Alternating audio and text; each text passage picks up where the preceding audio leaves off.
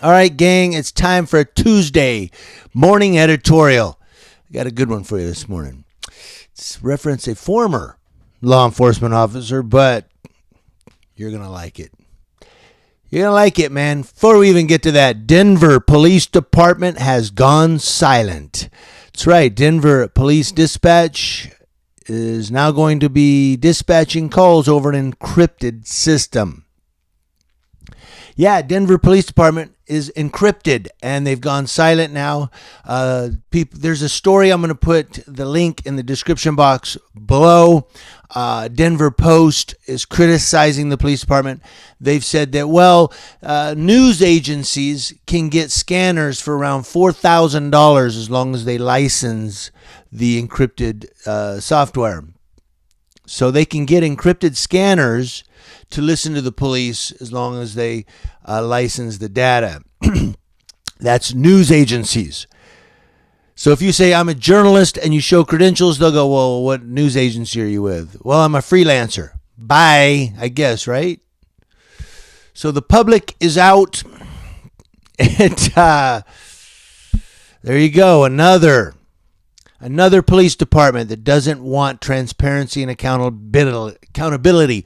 Now, they did say a burglar, they talk about in the story, there was a burglar who once used a police scanner during the operation of his burglaries and so forth. You know what, guys, it really doesn't matter. They said it protects the identity of witnesses and 911 callers. I will give you this, though. Yeah, encrypting the scanners does protect information, because I once heard on a scanner, I think it was in either Texas or Oregon. I don't remember. Texas or Oregon. One of the law enforcement officers there, when I was listening to the police scanner, it wasn't one of those two states, but I don't remember. This was several years ago. He said they arrested somebody for he arrested somebody for suspected identity theft, and he said, I have a credit card, I believe it's stolen. She said, go ahead with the number. He reads the whole credit card number over his radio and says, expiration date, 1990, whatever it was. Guys, and I was like, this freaking idiot just read a credit card and expiration date over his police radio. And I was listening on the scanner. So I will give you that the encrypted system might, at least protect some people's identity that way. But I don't know how you guys feel about it. Let me know in the comment section below. Moving on to our editorial. Comes out of a couple of cities here, Belchertown and Granby. It comes out of Massachusetts. We're going to be talking about a couple of massholes. And Belchertown, there's no better town to drink beer in than Belchertown. I'm kidding, I'm not. We're going to Belchertown, where the drunks get drunk and the burps are loud. Belchertown, Massachusetts, a former police chief, Francis R. Fox, who resigned amid controversy in 2015, months after he was pulled over and driven home by a Granby police officer, was arrested on a drunken driving charge in Granby Sunday night. So again, 4 years later, he's still drinking and driving.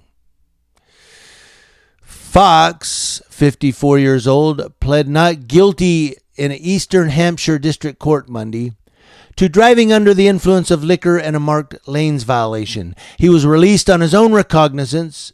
A pretrial hearing was scheduled for September 24th.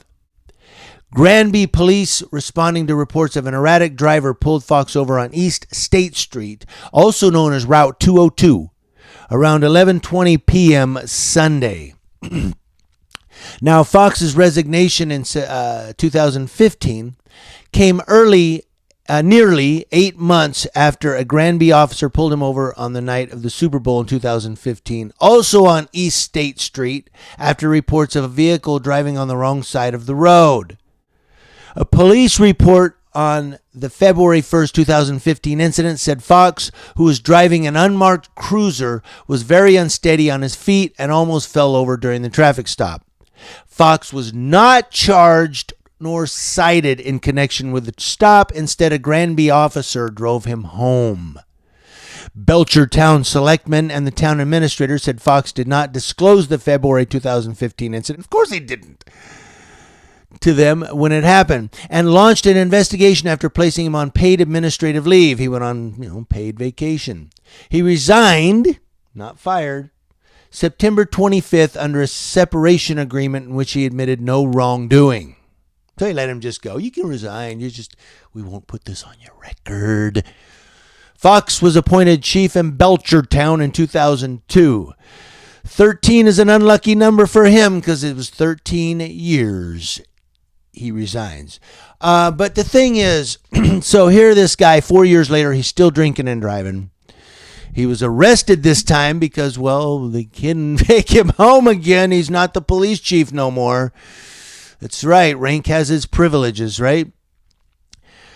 But what I did is I searched Granby and officer driving home chief, Granby officer. I searched for stories on this.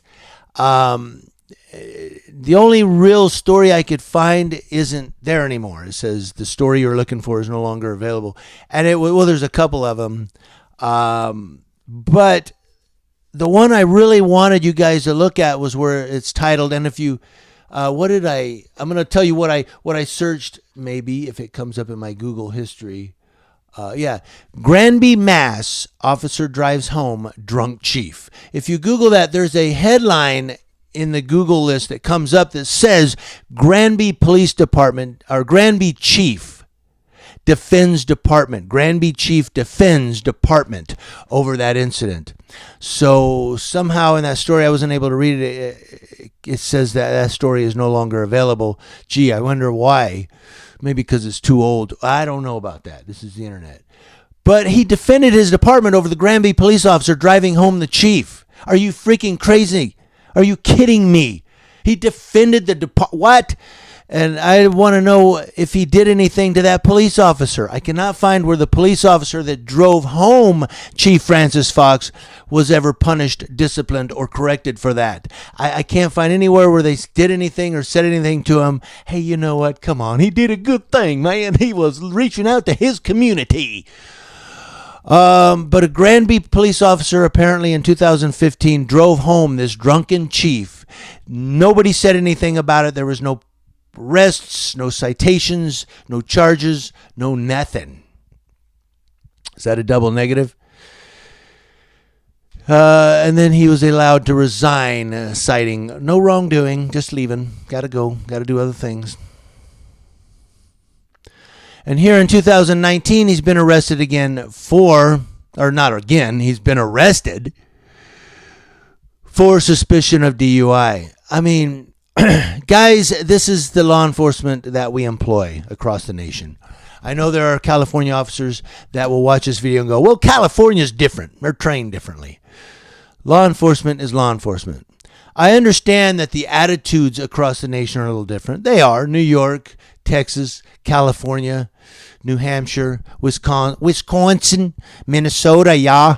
I know that they're all different in their attitudes and the way they police through their attitudes because the nation is different. You could go to somewhere in Alabama and they say, how are you doing?